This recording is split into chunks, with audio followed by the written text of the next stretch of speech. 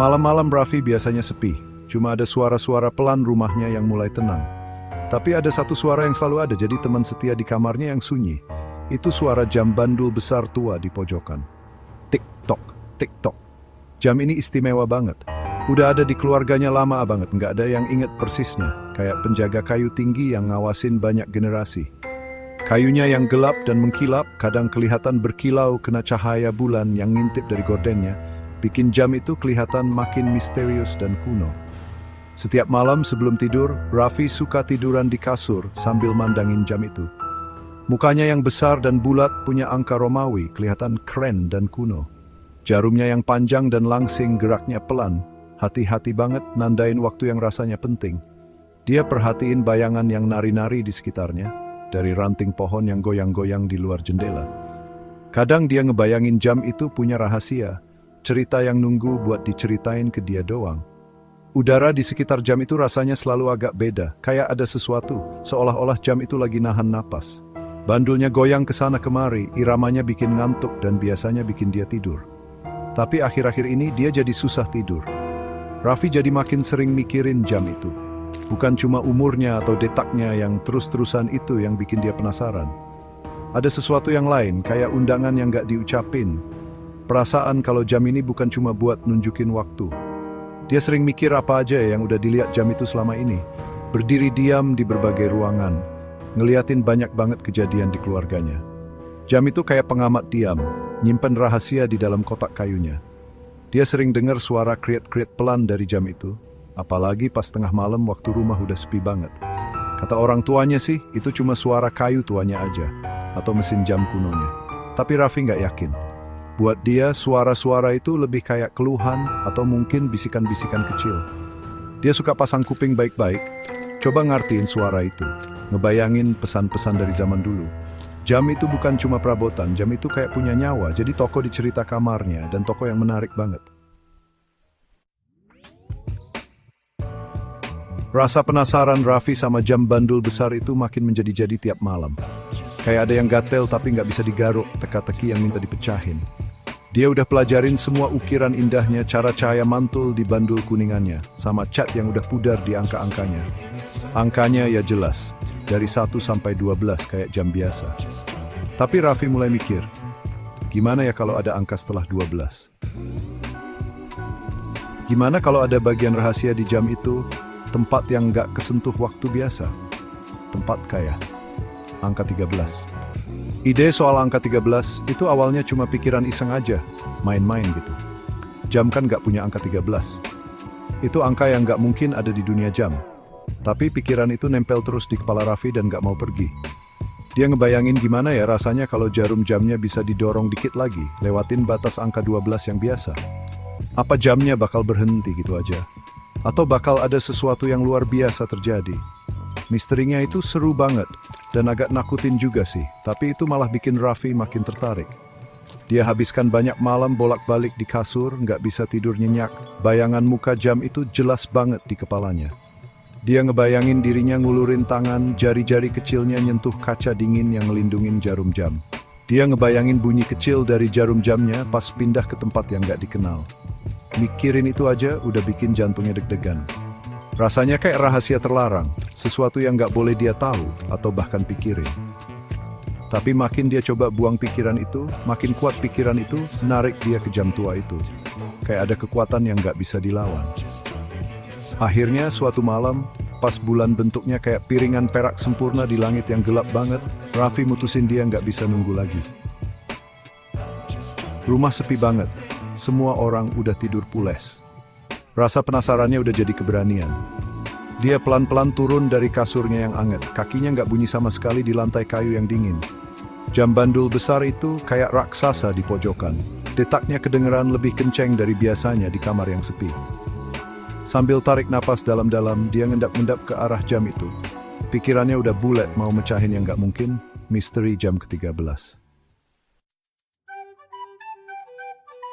Jari Raffi gemeteran dikit pas dia hati-hati buka pintu kaca kecil yang nutupin muka jam. Udara di dalamnya bau kayu tua sama sesuatu yang lain, agak manis dan kayak besi. Dia masukin tangannya terus pelan-pelan nyentuh jarum menit yang panjang. Rasanya halus banget. Sambil tarik napas lagi biar tenang, dia mulai dorong jarumnya. Lewat angka 6, 9, terus angka Romawi 12 yang biasa. Dia dorong lagi, ke arah tempat angka 13 mungkin ada kalau jam itu beda. Terdengar suara pelan banget, hampir nggak kedengeran. Beda sama suara TikTok biasanya. Tiba-tiba panel kayu di bawah muka jam, yang biasanya keras dan biasa aja, mulai berkilauan. Terus, dengan suara erangan pelan, sebuah pintu kecil kotak sempurna kelihatan di kayu itu. Itu pintu yang belum pernah Raffi lihat sebelumnya. Pintu yang pasti tadi nggak ada di situ. Matanya melotot nggak percaya. Ukurannya pas banget buat anak seumuran dia merangkak masuk. Jantungnya deg-degan kencang banget, campur aduk antara takut sama seneng yang luar biasa. Ini dia. Ini rahasia yang disimpan sama jam itu. Dengan tangan agak ragu, Raffi tarik pintu kayu kecil itu. Pintunya kebuka ke dalam dengan mulus. Nunjukin bukan mesin jam, tapi pusaran warna-warni yang berputar. Warna ungu, hijau, sama emas nari-nari dan meliuk-liuk kayak pelangi hidup. Nggak kelihatan kayak tempat di bumi. Tempat itu berdenyut dengan cahaya lembut yang ngundang dan suara dengungan pelan kedengeran, kayak ribuan lonceng kecil bunyi dari jauh. Raffi ngintip ke dalam, rasa penasarannya sekarang jauh lebih kuat dari rasa takutnya. Dia harus tahu apa yang ada di balik pintu yang gak mungkin ini. Dia lihat sekali lagi ke kamarnya yang sepi, dan biasa dia lihat. Terus, dengan semangat petualang yang tiba-tiba muncul, dia merangkak masuk lewat lubang itu. Dia sadar udah berdiri di atas tanah berlumut yang empuk. Udaranya anget dan bau bunga-bunga manis yang gak dikenal. Tanaman-tanaman aneh bercahaya tumbuh dengan bentuk-bentuk luar biasa. Ada yang melingkar ke arah langit yang warnanya ungu muda lembut. Pohon-pohon berdaun perak tumbuh kebalik, akarnya ke atas langit dan makhluk-makhluk kecil bercahaya kayak kunang-kunang, tapi jauh lebih terang, terbang ke sana kemari di udara. Maashte jisnembe berkilauan. Video yang diloritimi. Raffi jalan-jalan di negeri ajaib baru ini. Matanya melotot takjub lihat semua yang ada. Tanaman-tanaman bercahaya nerangin jalannya, bikin bayangan lembut yang nari-nari ngikutin gerakannya. Dia coba nyentuh bunga yang berdenyut dengan cahaya biru lembut, dan bunga itu bunyi pelan kayak lonceng kecil. Makhluk-makhluk kecil berbulu dengan mata besar yang polos ngintip dari balik batang pohon perak, kumisnya gerak-gerak penasaran. Tempat ini beda banget sama dunianya, penuh keajaiban dan keindahan yang nggak disangka-sangka. Dia ngerasa kayak penjelajah sejati, nemuin negeri yang nggak ada orang lain tahu. Pas dia jalan makin jauh ke dalam, ada makhluk aneh yang nggak pernah dia lihat sebelumnya loncat ke atas jamur bercahaya yang rendah di depannya. Makhluk itu kecil dan bulunya lembut warna hijau lumut. Kupingnya kayak kelinci dan matanya berkilau kayak orang bijak zaman dulu. "Salam, penjelajah waktu kecil," cicitnya. Suaranya jelas banget. "Kamu udah nemuin jalan ke negeri waktu yang terlepas. Ini tempat yang ajaib, tapi ada penjaganya juga. Kamu harus hati-hati sama si pendiam, dia nggak suka ada gangguan." Raffi jadi agak merinding dengar kata-kata makhluk itu. Si pendiam, kedengerannya serem. Makhluk ramah itu ngelanjutin, "Dunia ini ada karena gema-gema kenangan, tapi rapuh banget." Sebelum Raffi sempat nanya lagi, makhluk itu gerakin hidungnya. "Dia bakal ngerasain ada gangguan sebentar lagi. Kamu nggak boleh tinggal di sini lewat dari lonceng ke-13 di duniamu. Atau pintunya bisa ketutup rapat."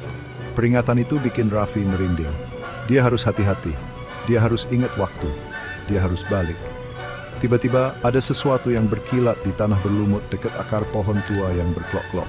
Raffi nunduk buat ngambilnya. Itu foto kecil jadul, pinggirannya agak pudar. Napasnya kayak berhenti. Foto itu nunjukin anak laki-laki seumuran dia, lagi senyum lebar penuh semangat petualang. Anak itu lagi berdiri di negeri ajaib ini, dikelilingin tanaman-tanaman bercahaya yang sama. Yang bikin kaget, yang bener-bener luar biasa, anak laki-laki di foto itu mirip banget, nggak salah lagi sama kakeknya yang dia sayang, tapi waktu kakek masih kecil.